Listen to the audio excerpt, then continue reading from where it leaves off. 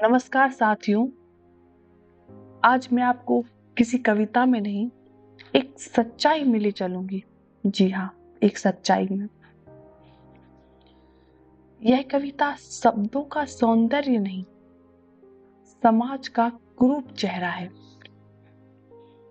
अदम गोंडवी की यह रचना हमें उस गली तक ले जाती है जहां भूख है, जहां डर है, जहां औरत की देह सस्ती और इंसान की इज्जत सबसे महंगी है। आइए महसूस करिए जिंदगी के ताप को, मैं चमारों की गली तक ले चलूंगी आपको। मैं चमारों की गली तक ले चलूंगा आपको।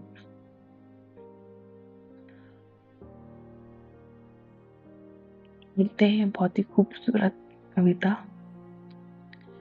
आइए महसूस करिए जिंदगी के ताप को, मैं चमारों की गली तक ले चलूंगा आपको।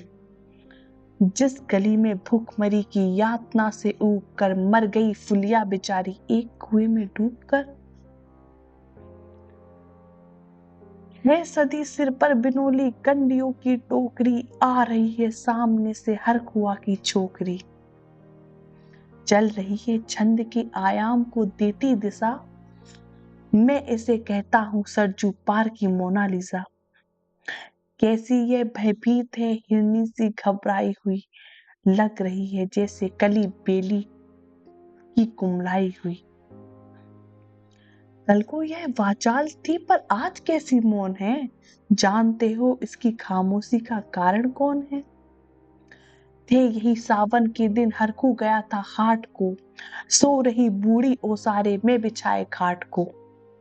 डूबती सूरज की किरणें खेलती थी रेत से, घास का गट्ठर लिए वह आ रही थी खेत से। आ रही थी वह चली खोई हुई जज्बात में, क्या पता उसको कि कोई भेड़िया है घात में। होनी से बेखबर कृष्णा बेखबर राहों में थी, मोड़ पर घूमी तो देखा अजनबी बाहों में थी। चीख निकली भी तो होठों में ही घुट कर रह गई, छटपटाई पहले फिर ढीली पड़ी फिर ढह गई। दिन दिन तो सरजू के कछारों में था, कब का ढल गया। वासना की आग में कोमार्य उसका जल गया। वासना की आग में कोमार्य उसका जल गया। और उस दिन ये हवेली हंस रही थी मौज में, होश में आई तो कृष्णा थी पिता की गोद में। जुड़ गई थी भीड़ जिसमें जोर था सैलाब था, जो भी था अपनी सुनाने के लिए बेताब था। बढ़ के मंगल ने कहा काका तू कैसे मौन है, पूछ तो बेटी से आखिर वो दरिंदा कौन है। कोई हो संघर्ष से हम पांव मोड़ेंगे नहीं, कच्चा खा जाएंगे जिंदा छोड़ेंगे नहीं। कैसे हो सकता है होनी कह के हम टाला करें, कैसे हो सकता है कि होनी कह के हम टाला करें, और ये दुश्मन बहू बेटी से मुंह काला करे। बोला कृष्णा से बहन सो जा मेरे अनुरोध से, बोला कृष्णा से बहन सो जा मेरे अनुरोध से, बच नहीं सकता है वो पापी मेरे प्रतिशोध से। पड़ गई इसकी भनकती ठाकुरों के कान में, वे इकट्ठे हो गए थे सरपंच के दालान में। दृष्टि जिसकी है जमी भाले की लंबी नोक पर, देखिए सुखराज सिंह बोले हैं खेनी ठोक कर। क्या करे सरपंच भाई क्या जमाना आ गया, कल तलक जो पांव के नीचे था रुतबा पा गया। कहती है सरकार की आपस मिलजुल कर रहो, कहती है सरकार की आपस मिलजुल कर रहो, सुअर के बच्चों को अब कोरी नहीं हरिजन कहो। देखिए ना देखिए ना यह देखिए ना यह जो कृष्णा है चमारों के यहाँ, पड़ गया है सीप का मोती गवारों के यहाँ। जैसे बरसाती नदी अल्हड़ नशे में चूर है, हाथ ना पुट्ठे पे रखने देती मगरूर है। भेजता भी है नहीं ससुराल इसको हर्क हुआ, फिर कोई बाहों में इसको खींच ले तो क्या हुआ। आज सरजू पार अपने श्याम से टकरा गई, जाने अनजाने वो लज्जत जिंदगी की पा गई। वो तो मंगल देखता था, वो तो मंगल देखता था, बात आगे बढ़ गई, वरना वरना वह मरदूत इन बातों को कहने से रही। जानते हैं आप जानते हैं आप मंगल एक ही मक्कार है, हर को उसकी शह पे थाने जाने को तैयार है। जानते हैं आप मंगल एक ही मक्कार है, हर को उसकी शह पे थाने जाने को तैयार है। कल सुबह गर्दन अगर नपती है बेटे बाप की, गांव की गलियों में क्या इज्जत रहेगी आपकी। बात का लहजा था ऐसा ताव सबको आ गया, हाथ मूंछों पर गए माहौल भी सन्ना गया। बात का लहजा था ऐसा ताव सबको आ गया, हाथ मूंछों पर गए माहौल भी सन्ना गया था। क्षणिक आवेश जिसमें हर युवा तैमूर था, हाँ मगर होने को तो कुछ और ही मंजूर था। रात को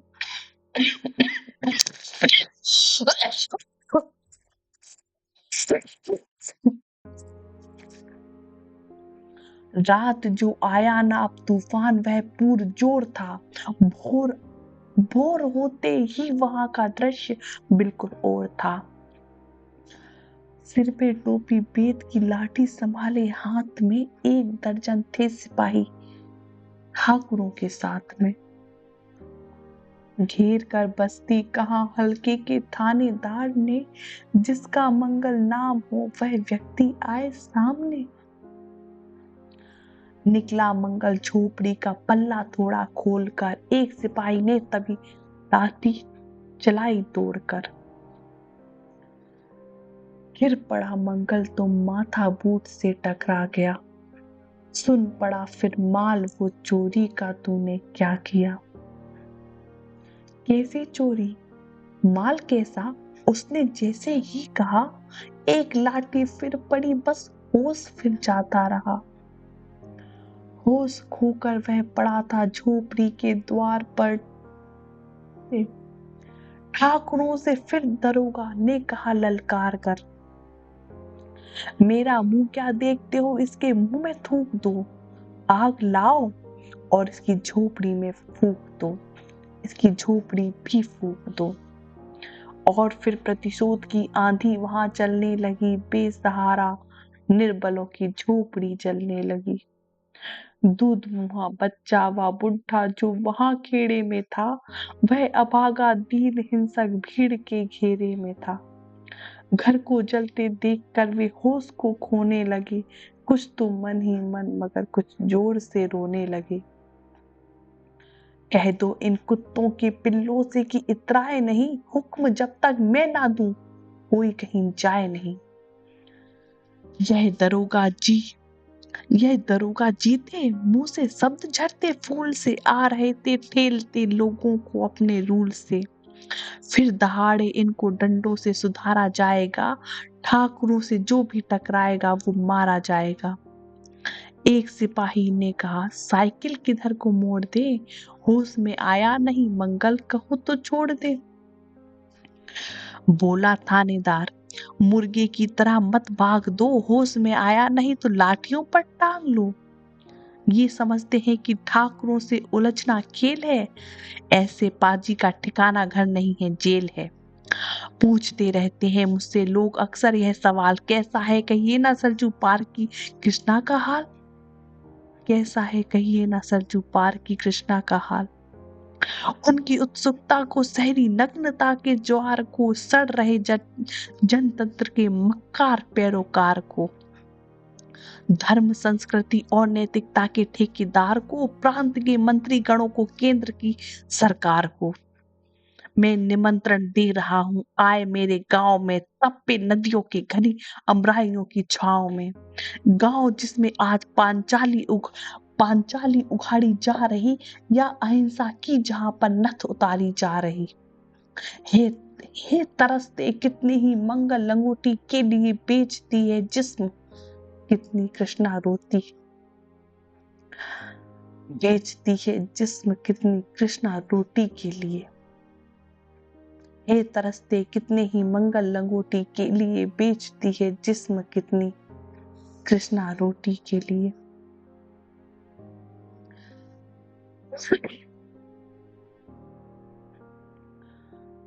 फुलिया की मौत, हर कुआ की बेटी, गरीबी, श्रम, भय।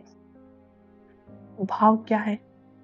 यह सिर्फ गली नहीं, यह व्यवस्था का कूड़ा घर है, जहां इंसान होते ही दोषी हैं, जहां इंसान पैदा होते ही दोषी हैं। कृष्णा के साथ हुआ अत्याचार, कृष्णा के साथ अत्याचार हुआ। मासूम लड़की, वासना, सत्ता और चुप्पी। हवेली हंस रही थी और मौज में। यहाँ अपराध अकेले नहीं होते, पूरा समाज साझेदार होता है, पूरा समाज साझेदार होता है। इस कविता में जहाँ सत्ता, पुलिस और दमन है, जहाँ ठाकुर, सरपंच, दरोगा, मंगल की पिटाई, झोपड़ी जलाना, ये सब जब कानून लाठी बन जाए तो न्याय राख में बदल जाता है। जब कानून लाठी बन जाए तो न्याय तो राख में बदल जाएगा ही। लोग मुझसे पूछते हैं सरजू पार की कृष्णा का क्या हुआ। लोग मुझसे पूछते हैं सरजू पार की कृष्णा का क्या हुआ। मैं कहती हूँ कृष्णा आज भी जिंदा है, कभी मजदूरी में, कभी देह व्यापार में और कभी चुप्पी में। यह कविता बीते समय की नहीं, आज के भारत की है दोस्तों। यह कविता बीते समय की नहीं, आज के भारत की है। अगर यह कविता आपको असहज करे तो समझिए कविता सफल है और हम अभी जिंदा हैं। अगर आपको लगता है कि साहित्य सिर्फ मनोरंजन नहीं बल्कि प्रतिरोध भी है, तो इस वीडियो को साझा कीजिए अपने दोस्तों से, अपने कलीग से, अपने टीचर्स से, सभी से, क्योंकि चुप्पी भी अपराध है, क्योंकि चुप्पी भी अपराध है। धन्यवाद।